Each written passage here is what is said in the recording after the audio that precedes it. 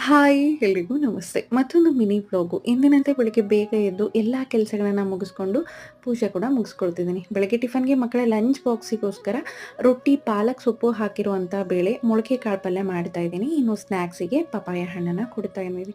ದಿನದಲ್ಲಿ 1 ಸಾರಿಯಾದರೂ ಮಕ್ಕಳಿಗೆ ಹಣ್ಣನ್ನ ಕೊಡೋದು ತುಂಬಾನೇ ಒಳ್ಳೆಯದು. ಅಮ್ಮನ ಮನೆಯಲ್ಲಿರೋವರೆಗೂ ರೊಟ್ಟಿ ಮಾಡ್ತಾನೆ ಇರಲಿಲ್ಲ. ಅಮ್ಮ ನಾವು ಎದ್ದು ಬರೋಷ್ಟೊತ್ತಿಗೇನೆ ರೊಟ್ಟಿ ಮಾಡಿಕೊಂಡು, 3/4% ಕೆಲಸನೆಲ್ಲ ಮುಗಿಸ್ಕೊಂಡು ಹೊಲಕ್ಕೆ ರೆಡಿ ಆಗ್ತಾಯಿದ್ರು. ಇನ್ನು ಮಿಕ್ಕಿರೋ 1, 2 ಏನು ಕೆಲಸ ಇರುತ್ತೆ ಅದನ್ನ ಮಾಡ್ಬಿಟ್ರೆ ಅಮ್ಮ ಎಷ್ಟೊಂದು ಖುಷಿ ಪಡೋರು ಅಂದ್ರೆ ಹೋಗೋರ ಹತ್ರ ಬರೋರ ಹತ್ರ ಹೇಳೋರು, "ನನ್ನ ಮಗಳು ಅಷ್ಟೊಂದು ಕೆಲಸ ಮಾಡಿದ್ಲು" ಅಂತ ಹೇಳಿ. ಇನ್ನೊಂದು ಅಮ್ಮನ್ನ ಎಷ್ಟೊಂದು ಹೊಗಳೋರು, "ನಮ್ಮಮ್ಮ ಎಷ್ಟು ಶಾಣೆದು, ಎಷ್ಟೊಂದೆಲ್ಲ ಕೆಲಸ ಮಾಡಿದೆಯಲ್ಲ" ಅಂತ ಹೇಳಿ. ಅಮ್ಮ ಅಂದ್ರೆ ಹಾಗೆ ಅಲ್ವಾ? ಇವಾಗಲೂ ಇಷ್ಟೆಲ್ಲ ಕೆಲಸ ಮಾಡಿದ್ರೆ ತುಂಬಾ ಖುಷಿ ಪಡೋದು ನಮ್ಮ ಅಮ್ಮನೇನೆ.